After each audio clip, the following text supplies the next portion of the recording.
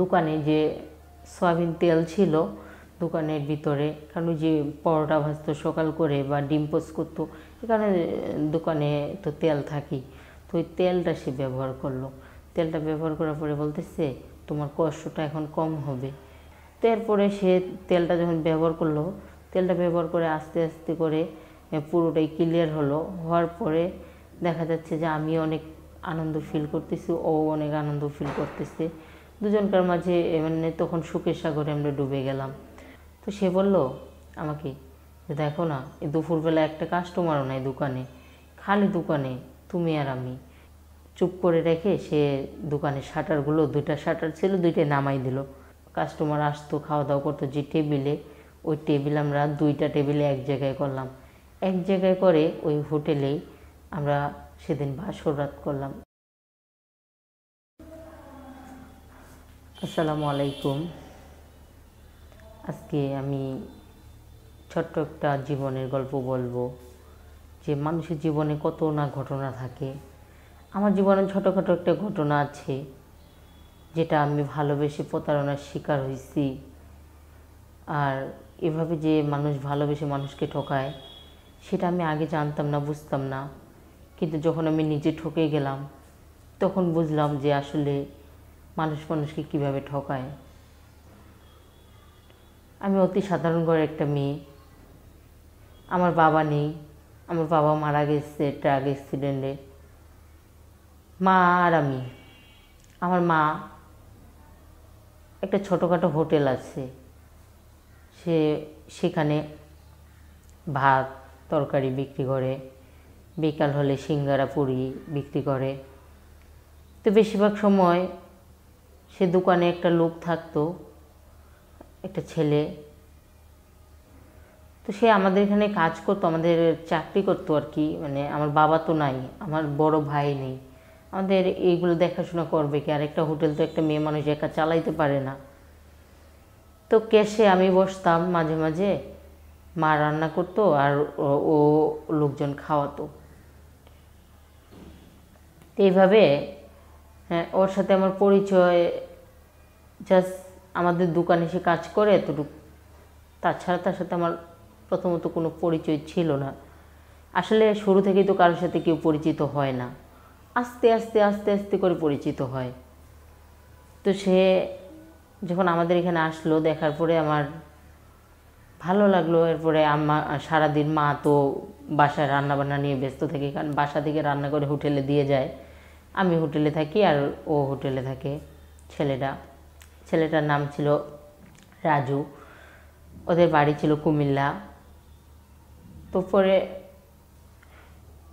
আমি ওখানে থাকতাম, ওর সাথে মাঝে মাঝে কথাবার্তা বলতাম, বা আমার কোনো কিছু লাগলো ও আয়না দিত, এটা সে এভাবে। মানে সে আমাদের দোকানে যখন মাসখানেকের মতো কাজ করে, তার সাথে আমার বন্ধুত্বের একটা সম্পর্ক হয়।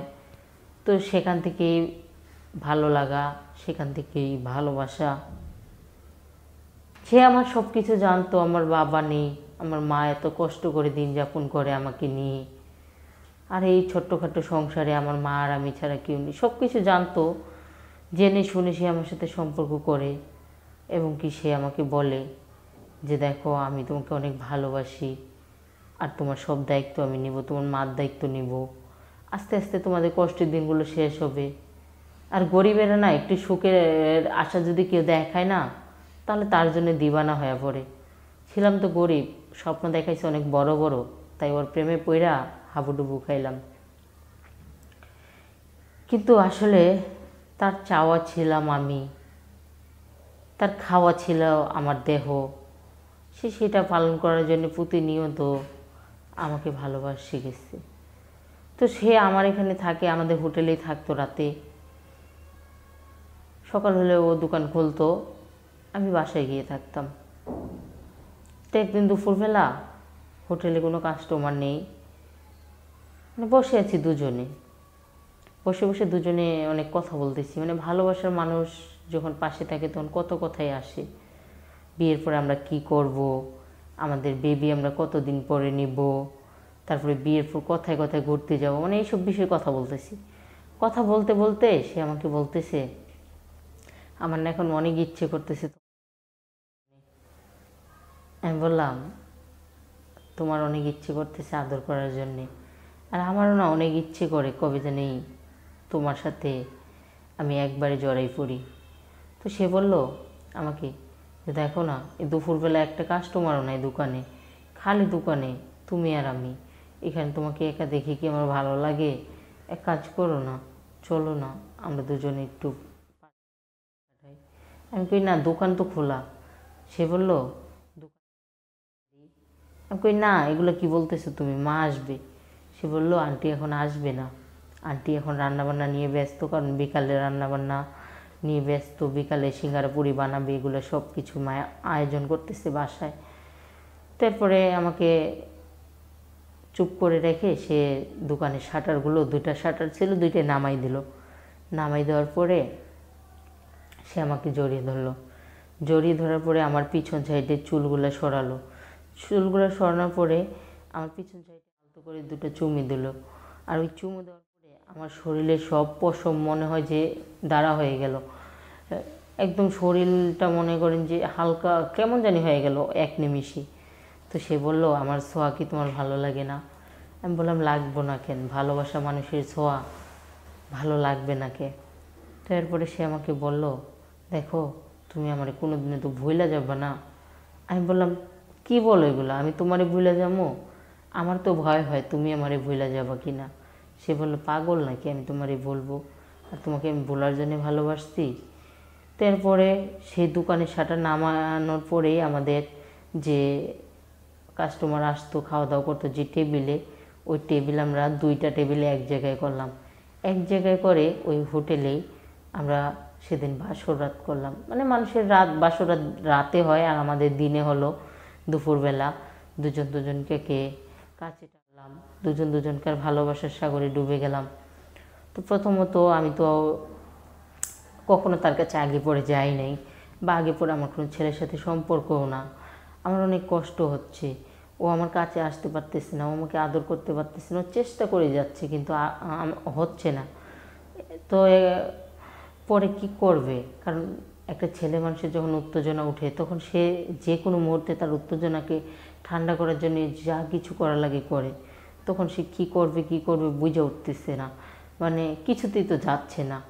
তো এরপরে আমাদের দোকানে যে সয়াবিন তেল ছিল দোকানের ভিতরে, কারণ ওই যে পরোটা ভাজতো সকাল করে বা ডিম পোস্ট করতো, এখানে দোকানে তো তেল থাকি।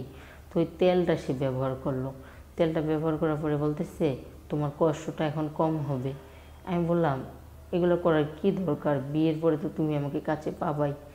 সে বলল, বিয়ের পরে পাবো তাই কি, বিয়ের আগে কি পাওয়া যাবে না? আর তোমাকে আমি ভালোবাসি, আর ভালোবাসি বলেই তো আজকে তোমার কাছে আসতে পারতেছি। তো এরপরে সে তেলটা যখন ব্যবহার করলো, তেলটা ব্যবহার করে আস্তে আস্তে করে পুরোটাই ক্লিয়ার হলো। হওয়ার পরে দেখা যাচ্ছে যে আমি অনেক আনন্দ ফিল করতেছি, ও অনেক আনন্দ ফিল করতেছে।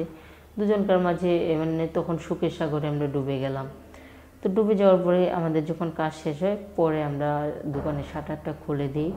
খুলে দেওয়ার পরে এভাবে আমরা রোজ রোজ দেখা যাচ্ছে যে মাঝে মাঝে সন্ধ্যাবেলা হোক, দুপুরবেলা হোক, সকালবেলা হোক, দুজন দুজনকে সময় দিতাম। এভাবে আমরা অনেক দিন ধরে এই সম্পর্কটা চালিয়ে যাচ্ছি। মা জানতো না, মা সব সময় জানতো যে সে আমাদের দোকানে কাজ করে। তো একদিন সে আমাকে বলতেছে, দেখো, আমার বাবা তো অসুস্থ, একটা কাজ করো, আমাকে কিছু টাকা পয়সা দিলে ভালো হয়, আমি একটু বাড়ি থেকে ঘুরে আসতাম। তো আমি বললাম, বাবা যেহেতু অসুস্থ তাহলে তুমি যাও, আর এদিকে দেখাশোনা আমি করবো, তাহলে তুমি বাড়ি থেকে ঘুরে আসো। সে বললো, আচ্ছা ঠিক আছে, আমি বাড়ি থেকে তাড়াতাড়ি ঘুরে আসবো। আমি শুধু জানতাম তার বাড়ি কুমিল্লা, এছাড়া আর কোনো কিছু জানতাম না। তো সে আমার মার কাছ থেকে 10,000 টাকার মতো নিল, কারণ সে আমাদের কাছে 10,000 টাকা পাইতো না। তারপরে অসুস্থের কথা বলার পরে মার কাছ থেকে 10,000 নিল, আর আমার কাছে ছিল 5,000, মোট ওকে 15,000 টাকা দিলাম। দেওয়ার পরে বললাম, তুমি তাহলে তোমার বাবাকে দেখে তাড়াতাড়ি চলে আসো। কিন্তু সে যে এখান থেকে একবারই চলে যাবে সেটা আমি জানতাম না, বা আমার মাও জানতো না। সে তার চাওয়া পাওয়া মিটানো শেষ তো, আর কিসের ভালোবাসা, কী সে আমাকে নিয়ে সংসার করবে। সে আসছিল ফুলে মধু খাওয়ার জন্য, মধু খাওয়া শেষ, এখন সে উড়াল দিতে চায়, আর উড়াল দিয়েই চলে গেল। সে আমাদেরকে তার বাবার অসুস্থের কথা বলে গেছে, এরপরে সে তার ফোন বন্ধ করে ফেলছে। আমাদের সাথে টোটালি তার কোনো যোগাযোগ ছিল না, বা আমরা যে তার সাথে যোগাযোগ করবো এমন কোনো অপশন আমাদের কাছে ছিল না। তো সে আমার সাথে আমাকে ভালোবেসে ভালোবাসা ফাঁদে ফেলিয়ে আমার সব কিছু নষ্ট করে সে চলে গেল। এরই নাম হলো ভালোবাসা। মানুষ ভালোবেসে কিভাবে ঠকে যায় সেটা আমি এই ঠকার পরে বুঝলাম যে এইভাবেই মনে হয় মানুষ মানুষকে ছলনা করে, আর এইভাবে ছলনার ফাঁদে ফেলে মানুষ মানুষকে ব্যবহার করে। তো আজকে আমি একটা কথাই বলবো সবার উদ্দেশ্যে, প্রতিটা ভাই ও বোনেদের উদ্দেশ্যে বলবো যে বোনেরা, আপনাদেরকে আগে বলবো যে বিয়ের আগে কখনো কাউকে দেহ দিবেন না, আর দেহ দিয়ে ভালোবাসা হয় না। ভালোবাসতে গেলে মন লাগে, সেই মনটাই যদি না থাকে তাহলে দেহ দিয়ে আপনার কি হবে। আর ভাইদেরকে বলবো যে দেহর প্রতি লোভ করে ভালোবাসার ছলনায় একটা মেয়েকে ফালানোর পরে মধু খাওয়া শেষ, উড়াল দিয়ে চলে যান। আজকে আপনারা অন্যের বোনেদের সাথে এমন করেন, কালকে যে আপনাদের ঘরে বোনেদের সাথে এটা না হবে তার কোনো গ্যারান্টি নেই। তাই আমি বলবো যে নিজের বুঝলে সব বোঝা যায়। নিজের দিক দিয়ে যদি আমি বুঝি, আমি সব দিক দিয়ে বুঝবো। তো আমরা যদি নিজেরা ঠিক থাকি তাহলে দেখা যাচ্ছে যে এরকম ভুল আর হয় না। তো আমার গল্পটা আজকে এই পর্যন্তই। সবাই ভালো থাকবেন, সুস্থ থাকবেন। আল্লাহ হাফেজ।